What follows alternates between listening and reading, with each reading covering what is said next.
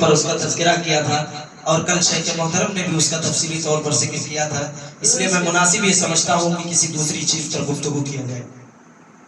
اللہ رب العالمین نے اس بارے کے اندر ایک آیت نازل فرمایا وَمَا كَانَ لِمُؤْمِنٍ وَلَا مُؤْمِنَةٍ إِذَا قَضَى اللَّهُ وَرَسُولُهُ أَمْرًا أَن يَكُونَ لَهُمُ الْخِيَرَةُ مِنْ أَمْرِهِمْ۔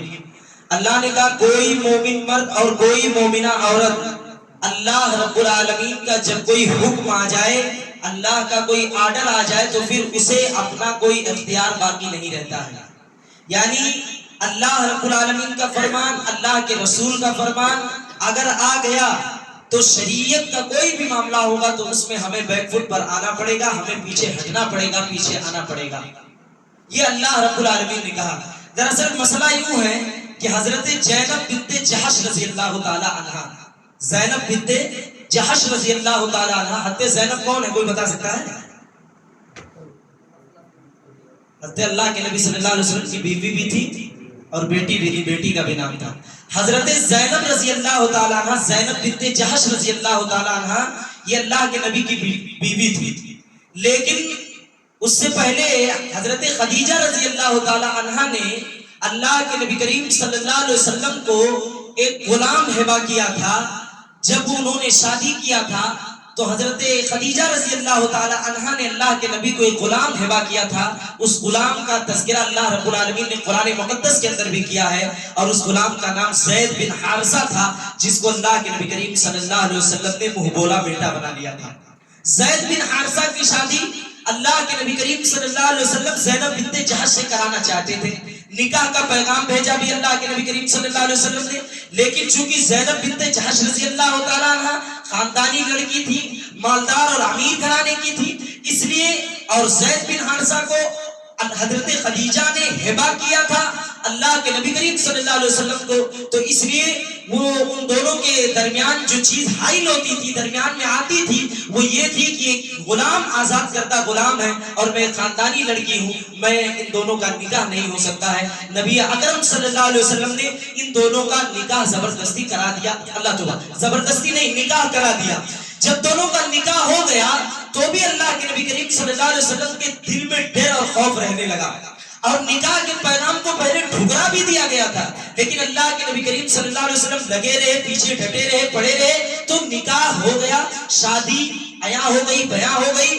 لیکن اللہ کے نبی صلی اللہ علیہ وسلم بعد میں اللہ کے نبی نے یہ بھی کہا کہ یہ نکاح جو ہے یہ شادی چلنے والی نہیں ہے۔ ایسا ہی ہوا، اور اللہ رب العالمین نے قرآن مقدس کے اندر آیت نازل فرما دی فَلَمَّا قَضَى زَيْدٌ مِّنْهَا وَطَرًا زَوَّجْنَاكَهَا لِكَيْ لَا يَكُونَ عَلَى الْمُؤْمِنِينَ حَرَجٌ۔ اللہ نے کہا کہ اے محمد رسول اللہ صلی اللہ علیہ وسلم، زید نے جس عورت کو چھوڑ دیا ہے، طلاق دے دیا ہے، اس کی عدت پوری ہونے کے بعد تم زینب بنت جحش سے شادی کر لو۔ یہاں دو تین اہم مسائل سامنے نکل کر کے ہمارے آتے ہیں۔ پہلا مسئلہ یہ ہوا کہ اللہ کے نبی کریم صلی اللہ تعالی علیہ وآلہ وسلم نے زید بن حارثہ کو اپنا منہ بولا بیٹا بنایا ہوا تھا۔ منہ بولا بیٹا مطلب ان کا اصلی بیٹا نہیں تھا، انہوں نے اپنے آپ کو ان کا غلام تھا آزاد کر دیا اور اس کو اپنا بیٹا بنا لیا اللہ کے نبی کریم صلی اللہ علیہ وسلم نے کہ تم آج سے میرے بیٹے ہو۔ اس کو منہ بولا بیٹا کہتے ہیں۔ لیکن اللہ رب العالمین نے کہا اے محمد رسول اللہ آپ زینب سے نکاح کیجئے، اور اللہ کے نبی نے زینب رضی اللہ تعالی عنہ سے نکاح کیا، اور نکاح جب کر لیا تو سماج اور معاشرے کے اندر بہت سارے لوگ نہ جانے طرح طرح کی باتیں بیان کرنے لگے کہ محمد جس کو بیٹا بنایا تھا اپنی بہو سے ہی نکاح کر لیا، اپنی بہو سے ہی شادی کر لیا۔ لوگ جو ہے طرح طرح کی باتیں اور افواہیں اڑانے لگے۔ اللہ رب العالمین نے اس کا بھی جواب دیا کہ اے محمد رسول اللہ، منہ بولا بیٹا اگر تمہارا ہے اور اس کی بیوی مطلقہ ہے تو تم اس سے نکاح کر سکتے ہو، شادی کر سکتے ہو۔ یہ اسلام نے اس کی اجازت دی ہے، شریعت نے اس کی اجازت دی ہے۔ وَمَا كَانَ لِمُؤْمِنٍ وَلَا مُؤْمِنَةٍ إِذَا قَضَى اللَّهُ، جب مومن مرد اور مومن عورت کے سامنے اللہ کا کوئی فیصلہ آ جائے، رسول کا کوئی فیصلہ آ جائے، تو پھر ہمارے کسی امر کا کوئی ہماری منمانی چلنے والی نہیں ہے، بات مانی جائے گی تو صرف اللہ اور اس کے رسول کی بات مانی جائے گی۔ اللہ رب العالمین نے اس آیت اس پارے کے اندر ایک چیز کا تذکرہ اور کیا اور فرمایا لوگوں کو کہ اے لوگوں، اللہ کے نبی کریم صلی اللہ علیہ وسلم پر درود پاک بھیجا کرو۔ ان اللہ و ملائکتہ یصلون علی النبی یا ایھا الذین آمنوا صلوا علیہ وسلموا تسلیما کثیرا تسلیما۔ اللہ کے نبی کریم صلی اللہ علیہ وسلم کے اوپر فرشتے اور اللہ رب العالمین درود بھیجتے ہیں، رحمت بھیجتے ہیں، لہٰذا دنیا والوں کو بھی چاہیے، سماج کو بھی چاہیے، معاشرے کو بھی چاہیے کہ وہ نبی پاک صلی اللہ تعالیٰ علیہ وآلہ وسلم پر درود بھیجا جائے۔ اب درود کی بہت ساری کیٹیگری لوگوں نے بنا لیا، لوگ اپنے من گھڑت اپنی طرح سے اور کچھ چیزوں کو قرآن اور حدیث سے دلائل بیان کر کے، کچھ لوگوں کے علماء نے زبردستی اپنی طریقے سے حرف اور جملوں کا استعمال کرتے ہوئے نبی پاک صلی اللہ علیہ وسلم پر درود بھیجنے لگے۔ دراصل جب ہم رکوع میں بیٹھتے ہیں سلام پھیرنے سے پہلے تو ایک دعا پڑھتے ہیں ایھا النبی، اس میں ایک لفظ آتا ہے ایھا النبی، اسی سے استدلال پکڑتے ہوئے لوگوں نے نبی پاک صلی اللہ علیہ وسلم پر درود پڑھا، الصلاۃ والسلام علیکہ یا رسول اللہ یا حبیب اللہ، نہ جانے کون کون سے الفاظ کا استعمال کرتے ہیں اور یہ کہتے ہیں کہ یہ درود تو ہم نبی پاک صلی اللہ علیہ وسلم پر پڑھتے ہیں، اس میں حرج کی کیا بات ہے، یہ بھی درود ہے وہ بھی درود ہے۔ دراصل نبی اکرم صلی اللہ علیہ وسلم سے جو درود ثابت ہے وہ اللہم صلی علی محمد درود ابراہیمی ثابت ہے، اور ایھا النبی یہ نبی اکرم صلی اللہ علیہ وسلم سے ثابت ہے، اس لیے ہم اور آپ لوگ پڑھتے ہیں۔ اور الصلاۃ والسلام علیکہ یا رسول اللہ یا حبیب اللہ، اس کا قرآن سے، حدیث سے، صحابہ کی زندگی سے، نبی اکرم کی زندگی سے کوئی ثبوت اور دلیل موجود نہیں ہے، اس لیے ہم اس چیز کو نہیں مناتے ہیں، نہیں پڑھتے ہیں اور اپنی زبان پر اس چیز کا اقرار نہیں کرتے ہیں۔ ہم درود پڑھتے ہیں درود ابراہیمی کے ذریعے سے، اور بہت ساری چیزوں پہ نماز کے درمیان ہم پڑھتے ہیں، لیکن ان تمام چیزوں سے، ان تمام الفاظ اور جملوں سے ہم اپنے آپ کو بچا کر کے رکھتے ہیں۔ ایک دوسری آیت میں اللہ رب العالمین نے جہنم کا تذکرہ کرتے ہوئے فرمایا، قیامت کے دن کافروں کی حسرت کے بارے میں فرمایا، یوم تقلب وجوہہم فی النار یقولون یا لیتنا اطعنا اللہ واطعنا الرسول۔ اللہ رب العالمین نے کافروں کی حسرت کو بیان فرمایا کہ جس دن ان کے چہرے آگ میں ڈالے جائیں گے، جس دن کافروں کے چہروں کو آگ میں ڈالا جائے گا، جہنم کے اندر ڈالا جائے گا، وہ ندامت اور شرمندگی کو محسوس کرتے ہوئے اس جہنم کے آگ میں جب ان کا چہرہ ڈالا جائے گا تو ان کے زبان سے یہ جملہ نکلے گا، یوم تقلب وجوہہم فی النار یقولون یا لیتنا اطعنا اللہ واطعنا الرسول۔ اے کاش ہم نے اللہ کی اطاعت کی ہوتی، ہم نے رسول کی فرما برداری کی ہوتی، ہم نے دنیا کے اندر اچھے کام اور اعمال کیے ہوتے۔ یقولون یا لیتنا اطعنا اللہ واطعنا الرسول وقالوا ربنا اطعنا سادتنا وکبراءنا فاضلونا السبیل، اور کہیں گے اے کاش ہم نے اپنے بڑوں کی بات کو نہیں مانا ہوتا، اپنے سرداروں کی بات کو نہیں مانا ہوتا، اپنے علماء فضلاء کی ان باتوں کو نہ مانا ہوتا جنہوں نے وہ من گھڑت باتیں بتاتے تھے، بغیر دلیل، بغیر قرآن اور حدیث سے باتیں بتاتے تھے۔ اگر ہم نے ان کی باتوں کو نہ مانا ہوتا تو آج ہم جہنم کے اندر ہمیں عذاب نہ دیا جاتا اور ہمارے چہرے کو جلایا نہ جاتا۔ میرے بھائیو اور دوستو، اس آیت کے اندر، اس پارے کے اندر اللہ رب العالمین نے قوم سبا کے اوپر جو احسانات کیا تھا اس کا تذکرہ کیا۔ لقد كان لسبع في مسكنهم آية جنتان عن يمين وشمال كلوا من رزق ربكم واشكروا له بلدة طيبة ورب غفور۔ اللہ نے کہا ہم نے ملک سبا کو، قوم سبا کو بہت ساری نعمتوں سے آراستہ و پیراستہ کیا تھا۔ ہم نے ان کو، ان کی زمینوں کو ہرا بھرا کر دیا تھا، ہم نے ان کو باغات عطا کیے تھے، پھل پھول میوے عطا کیے تھے، سمندروں سے پانیاں سیراب ہوتا تھا، ہم نے ان کو بہت ساری نعمتوں سے آراستہ و پیراستہ کیا تھا۔ کلوا من رزق ربکم بلدۃ طیبۃ ورب غفور، ہم نے کہا تھا اس میں سے روزی کھاؤ، اس میں سے کھاؤ پیو، جو تمہیں ضرورت ہے، جو حاجت ہے اس میں استعمال کرو، یوز کرو، بلدۃ طیبۃ ورب غفور، لیکن تم اس میں اللہ رب العالمین کی شکر گزاری بھی کرو، اللہ رب العالمین کا شکریہ ادا کرو۔ اللہ رب العالمین کے شکریہ کے بہت سارے معنی ہیں۔ ایک تو اللہ رب العالمین کا شکریہ یہ ہے کہ اللہ نے آپ کو مال سے نوازا، دولت سے نوازا، پراپرٹی سے نوازا، جائیداد سے نوازا، تو آپ اللہ کے حضور سجدہ سجدہ کر کے شکریہ ادا کریں. ایک شکریہ یہ ہے کہ اللہ نے آپ کو جو مال دیا, جو دولت دی, جو اللہ نے آپ کو پراپرٹی اور پیسہ دیا ہے, اس پیسے سے آپ زکات کی ادائیگی کر کے شکر گزار اللہ رب العالمین کا شکریہ ادا کرتے ہیں. ایک شکریہ تو یہ ہے کہ آپ اپنے ان مالوں سے غریبوں, یتیموں, مسکینوں, بیواؤں کی مدد کر سکتے ہیں. ایک شکریہ یہ ہے کہ آپ اپنے مال سے, اپنی پراپرٹی سے, اپنی جائیداد سے دین کے قلعے کو مضبوط کر سکتے ہیں, مسجدوں کو مضبوط کر سکتے ہیں. اللہ نے اسی پارے کے اندر زکات کے تعلق سے بیان فرمایا, ان الذين يتلون كتاب الله واقاموا الصلاه وانفقوا مما رزقناهم سرا وعلانيه يرجون تجارة لن تبور. جو قرآن کی تلاوت کرتے ہیں, نمازوں کی ادائیگی کرتے ہیں, اور ہم نے جو کچھ ان کو مال دے رکھا ہے وہ اعلانیہ طور پر اور چھپ چھپا کر کے اس کو اللہ رب العالمین کے راستے میں خرچ کرتے ہیں, ہم ان کو بہترین بدلہ اور بہترین اجر دیں گے. اور جو زکات کی ادائیگی نہیں کرتے ان کا انجام کیا ہونے والا ہے؟ اللہ نے دوسرے مقام پر فرمایا, والذین یکنزون الذهب والفضة ولا ينفقونها فی سبیل اللہ. جن کو ہم نے سونا چاندی دے رکھا ہے, جن کو ہم نے روپیہ پیسہ دے رکھا ہے, یکنزون الذهب والفضة ولا ينفقونها فی سبیل اللہ, اور اس سونے چاندی کو, اس پیسے روپے کو وہ بٹور کر کے رکھتے ہیں, وہ چھپا کر کے رکھتے ہیں. ولا ينفقونها, اس میں سے وہ خرچ نہیں کرتے, یعنی زکات کی ادائیگی نہیں کرتے, اس میں سے اپنے مال میں سے غریبوں کی مدد نہیں کرتے ہیں, ہم ان کو دردناک عذاب دینے والے ہیں. قیامت کے دن ایسے شخص کے چہرے کو ہم جہنم میں جلائیں گے, ایسے شخص کی پیٹھ کو ہم جہنم میں جلائیں گے, ایسے شخص کے پورے جسم کو ہم جہنم میں جلائیں گے.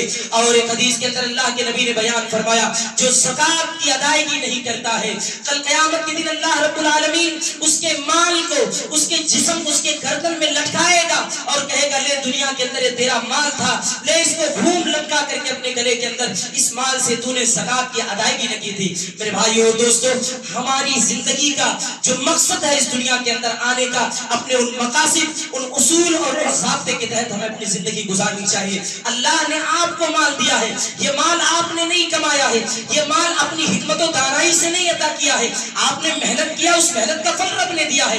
یہ مال تو بطور اوپر سے تقسیم ہوتا ہے, یہ رزق تو اللہ دیتا ہے, یہ رزق تو اللہ رب العالمین کی جانب سے دیا جاتا ہے, اور وہ اللہ آپ کو رزق دے رہا ہے تو وہ رزق چھین بھی سکتا ہے. اگر اس رزق کی ناقدری کرو گے, ناشکری کرو گے, اس میں غریبوں کا حق ہے, یتیموں کا حق ہے, بیواؤں کا حق ہے, مسکینوں کا حق ہے. یاد رکھ لیجئے, یہ زکات جو ہے, یہ زکات اس کے نہ ادا کرنے والے کا اللہ رب العالمین نے بڑی سخت وعید اور سخت سزا سنائی ہے.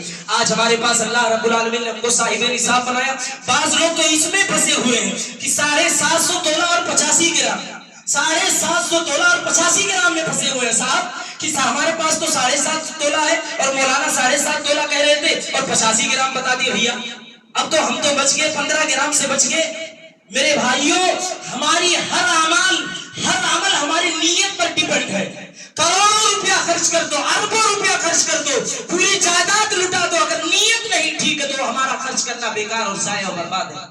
لیکن اگر اللہ کے راستے میں ایک پیسہ بھی اگر آپ نے خرچہ کیا, ایک تنکا بھی اگر آپ نے خرچہ کر دیا, تو وہ تنکا, وہ پیسہ آپ کا کروڑوں سے خرچ کرنے سے کہیں زیادہ بہتر ایک روپیہ آپ کا ہوگا. اس لیے خلوص کے ساتھ, للہیت کے ساتھ زکات کی ادائیگی کیجئے. یہ مال کو پاک کرتا ہے. کیسے پاک کرتا ہے؟ آپ ڈیلی نہاتے ہوں گے, نہاتے کہ نہیں نہاتے؟ ڈیلی ہر آدمی نہاتا ہے, اپنے جسم کو ہمیشہ پاک صاف کرتے رہنے کی کوشش کرتا ہے. جب جسم کے اندر نہانے سے پہلے انسان کے جسم میں بدبو آتی ہے, کچرا لگا رہتا ہے, میل لگا رہتا ہے. آدمی نے نہا لیا, صابن لگا لیا, فیس واش لگا لیا اور تمام چیزوں کو لگا کر کے اپنے جسم کو صاف ستھرا کر لیا, اس کا جسم مہکنے لگا. یہ زکات ہمارے مال کو پاک کرتا ہے. جو گندا مال ہوتا ہے, جو ناجائز مال ہوتا ہے, ان تمام چیزوں کو پاک کر دیتا ہے. اور اللہ رب العالمین زکات دینے کی وجہ سے ہمارے راستوں کو اور کشادہ کر دیتا ہے. انسان زکات کیوں نہیں دیتا ہے؟ وہ سوچتا ہے, اپنے آپ کو بچا کر کے رکھتا ہے کہ یار ہمارے پاس 1 لاکھ روپیہ ہے, 1 لاکھ میں 2500 روپیہ ہم زکات نکالیں گے تو 2500 کم ہو جائے گا, اور 2500 رہے گا تو 10 دن افطاری لائیں گے, 2 دن بکرے کا گوشت کھائیں گے, 1 دن مرغے کا گوشت کھائیں گے, گاڑی میں پیٹرول ڈالیں گے, اس میں حساب کتاب کرنے لگتا ہے. لیکن اللہ کیا کہہ رہا ہے؟ اللہ کی بات پر کوئی غور نہیں کہہ رہا ہے. اللہ کہہ رہا ہے مثل الذین ينفقون اموالهم فی سبیل اللہ کمثل حبۃ انبتت 7 سنابل فی کل سنبلۃ. جو زکات کی ادائیگی کرتا ہے اس کی مثال ایسے ہے کہ ایک بالی ہے، اس بالی سے 700 دانے نکلتے ہیں اور ہر دانے سے 7 بالیاں نکلتی ہیں۔ اللہ رب العالمین کہہ رہا ہم تو بندے کو ایسے نہیں، یہاں 1000-2000 میں آدمی پریشان ہے، 1000-2000 آدمی نکالنے میں مارا جا رہا ہے۔ اللہ کہہ رہا ہے تو نکال کے تو دیکھ، 2000 2500 10,000 15,000 20,000 جو بھی تیرے مال سے نکل رہا ہے اس کو نکال، غریبوں کے راستے میں دے، دیکھ ہم کیسے تجھے مال دیتے ہیں، کس شکل سے دیتے ہیں۔ آپ ارادہ کر کے دیکھ لیجئے، میں منبر رسول پر کھڑا ہو کر کے کہہ رہا ہوں، اگر 1 لاکھ روپیہ آپ کے پاس ہے، قرضہ نہیں ہے اور نصاب تک آپ کا مال پہنچ رہا ہے، اللہ کی قسم اگر 2,500 آپ نکالیں گے رب العالمین 2.5 لاکھ آپ کو دے گا، 2.5 لاکھ دے گا آپ کو۔ اللہ یہ میرا وعدہ ہے آپ سے، اور یہ اللہ رب العالمین کا بھی وعدہ۔ اللہ نے کہا ہم تم کو 700 بالیاں اور 700 بالیوں سے 7 دانے دینے والے ہیں، 700 بالیاں ایک دانے سے ہم تم کو دینے والے ہیں، 700 گنا اجر ہم کو ملنے والا ہے۔ لیکن ہم ڈرتے ہیں، چھپتے ہیں کہ بیٹی کی شادی ہے، بہن کی شادی ہے، اور نہ جانے کتنے لوگوں کی شادی ہے۔ لوگ 10 لاکھ روپیہ 20 لاکھ روپیہ 50 لاکھ روپیہ 60 لاکھ روپیہ رکھتے ہیں، جتنے ہی مال رہتا ہے اتنے ہی روپیہ نکلتا ہے۔ 1 لاکھ میں 2,500 روپیہ ہے، یاد رکھ لیجیے 2,500 روپیہ یہ نصاب تک پہنچ رہا ہے، اس کو آپ کو نکالنا، اور ایسے شخص کو نکالنا ہے جو کھانے پینے کے بعد اس کا بینک بیلنس بچ رہا۔ اب بہت سارے لوگ اس میں بھی خوش ہو گئے ہوں گے کہ مولوی صاحب جو ذریعہ بتا دیا، ایک راستہ نکال دیا مولانا کہ ابھی تو پوچھیں گے کہ آپ زکات کیوں نہیں، بھیا ہم تو قرضدار ہیں اور تو 10 روپیہ والا ہے۔ نیت، میں نے کہا نیت کا ثواب ملتا ہے، یاد رکھ لیجیے نیت کا ثواب ملے گا، پیسے کا ثواب نہیں ملنے والا ہے۔ نیت دیکھا جاتا ہے آپ کا کہ کس نیت سے نکالے ہیں۔ وہ نیت اگر خراب ہو گئی، کروڑوں روپیہ خرچہ کر دو بیکار، اور 1 روپیہ خرچہ کرنے والا آپ سے کہیں زیادہ افضل ہے۔ یہ وجہ اور سبب نہ بیان کرو کہ 2,500 ہے، مولانا نے 85 گرام بتا دیا، سارے اللہ نے جس کو دیا ہے کوئی دینے والا ہے، 7.5 تولم نکالتا ہے، 75 گرام میں نکالنے دیجئے، اس کو دینے دیجئے، بہت اچھی بات ہے، اللہ اس کو اور دے گا۔ 50,000 روپیہ اگر کوئی زکات دینا چاہتا ہے تو اس میں وجہ اور علت اور سبب ڈھونڈنے کی کیا ضرورت ہے؟ ارے دینا چاہتے ہو دیجئے، بالکل دل کھول کر کے دیجئے۔ 2,500 کا 1,250 روپے نکالو، 50,000 بینک بیلنس ہے تو یہ وجہ اور سبب کیا تلاش کر رہے ہو کہ مولانا بتائیں گے، یہ وجہ بتاتے، کوئی راستہ بتاتے، کوئی ذریعہ بتاتے، یہ نکالو گے پھر بھی ثواب نہیں ملنے والا ہے، کیونکہ نیت درست نہیں ہے۔ نیت کے چھوٹے ہم اور آپ لوگ ہو گئے۔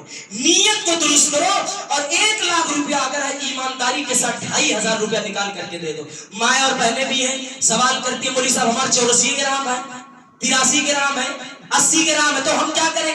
تو مولوی صاحب حق سے جو شریعت کا مسئلہ رہتا ہے اس کو بتا دیتے ہیں، بس اپنے آپ کو کھینچ لیتی ہے پیچھے۔ ہمارا تو 85 گرام ہے مولوی صاحب، ہمارا تو 83 گرام ہے، مولانا 85 گرام بتائیں، اب ہم بچ گئے ساتھ۔ اس کو کیا کرو گے لے جا کر کے؟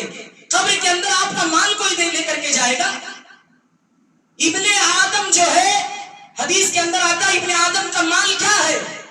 ابن آدم پوری زندگی مالی مالی مالی مالی، میرا مال میرا مال میرا مال کرتا ہے۔ حدیث کے اندر آتا ہے ابن آدم کا مال وہ ہے جس کو اس نے کھا لیا، پہن لیا، خرچ کر لیا اور اللہ کے راستے میں خرچ کر دیا۔ ابن آدم کا مال وہ ہے۔ یہ سونا، یہ زیور جس میں زکات نہیں نکالتے، جس کو 84 اور 85 گرام کے لیے جھگڑا کر کے رکھتے ہیں اور دل میں بٹھا کر کے رکھتے ہیں کہ 1 گرام سے بچ گئے، یاد رکھ لیجئے جیسے ہی مرو گے وہی بہو کھڑی ہو کر کے پورا زیور تمہارے مرنے سے پہلے ہی اتار لے گی اور تم کو قبر میں سادہ بغیر زیور و زیورات کے تم کو اتارا جائے گا۔ تمہارا پیسہ، تمہارا بینک بیلنس آنکھ بند ہوئی کہ بیٹے بٹورنے اور سمیٹ کرنے لگ جائیں گے۔ ابا کے اسٹیٹ بینک میں 10 لاکھ ہے، سینٹرل میں 15 لاکھ ہے، وہاں 20 لاکھ ہے، کسی کو قرضہ دیے تھے، مرے نہیں آپ، انتقال ہوا، فون پکڑ چالو اشتراک، میرے والد کا انتقال ہو گیا، بھیا ہمارا قرضہ دو۔ بینک میں پیسہ ہے، فوراً پہنچ جائیں گے کہ ابھی ابا زندہ ہے، چھٹے کہہ دی چلو بینکوں میں ابھی ابا زندہ ہے، لاؤ جلدی پیسہ نکال۔ یہ مال آپ دنیا کے اندر چھوڑ کر کے چلے جائیں، وجہ مت بیان کیجئے، سبب مت بیان کیجئے، دل کھول کر کے خرچ کیجئے۔ دیکھیے میں ذمہ داری کے ساتھ اس بات کو کہہ رہا ہوں اور اللہ روح کہہ رہا ہوں، مسجد میں کھڑا ہو کر کے کوئی آدمی 1 لاکھ میں 2,500 خرچ کر کے دیکھے، اگر اس کا اللہ رب العالمین نے 2 گنا 4 گنا 5 گنا کسی نہ کسی ذریعے و سبب سے دیا تو پھر آپ میرے پاس آنا اور کہنا مولانا آپ غلط بات مجھے بتاتے ہیں، غلط چیز کی طرف مجھے رغبت دلاتے ہیں، پھر آ کر کے آپ میری گربان کو پکڑنا۔ یہ اللہ نے کہا آپ کو ملے گا اتنا، ڈبل ٹربل چوبل ملے گا، لیکن آپ نیت کو درست کیجئے۔ اللہ رب العالمین سے دعا ہے مولا کریم ہم تمام لوگوں کو خلوص کے ساتھ، للہیت کے ساتھ، بغیر سبب کے، بغیر وجہ کے، بغیر علت کے، بغیر ہیلا بغیر بہانہ بنائے ہوئے کہ 85 گرام 84 گرام 83 گرام 7.5 تولہ اس میں نہ پھنستے ہوئے خلوص کے ساتھ 1 روپیہ دینے کی توفیق عطا فرمائے. جو بھی صاحب نصاب ہو گئے مولا کریم تو ان کو خلوص للہیت کے ساتھ زکات نکالنے کی توفیق عطا فرمائے. اللہ رب العالمین سے دعا اللہ تعالیٰ کہی ہوئی باتوں پر ہم تمام لوگوں کو عمل کرنے کی توفیق عطا فرمائے. اللہ رب العالمین سے دعا ہے مولا کریم جو ہم میں سے پریشان ہوں کی پریشانی کو دور کر دے, جو قرض دار ہوں کی قرض کو دور کر دے, جو مصیبت زدہ ہوں کی مصیبتوں کو دور کر دے, جو تکلیف میں ہوں کی تکلیف کو دور کر دے. الہ العالمین جو اس دنیا سے رخصت ہو گئے مولا تو ان کو کروٹ کروٹ جنت نصیب فرما. مولا کریم جو مرد خواتین اس دنیا سے چلی گئی ہیں مولا کریم تو ان کے قبروں کو نور سے بھر دے. اللہ رب العالمین جو ہم میں سے بیمار ہوں کو شفاء کاملہ عاجلہ عطا فرما. اللہ فلسطین کے مسلمانوں پر کی مدد فرما. اللہ ظالموں کو ان کو مقصد میں نست و نابود فرما دے. اللہ رب العالمین تو ان کو بھی خوشحالی کی زندگی عطا کرنا. اللہ رب العالمین ہم میں سے جو پریشان ہوں کی پریشانی کو دور کر دے. اللہ رب العالمین ہمارا جب بھی اس دنیا کے اندر زندہ رکھ, ایمان پر زندہ رکھ, خاتمہ ہو ایمان پر ہو. آمین. اقول قولی ھذا استغفر اللہ لی ولکم ولسائر المؤمنین فاستغفروہ انہ غفور رحیم. والسلام علیکم.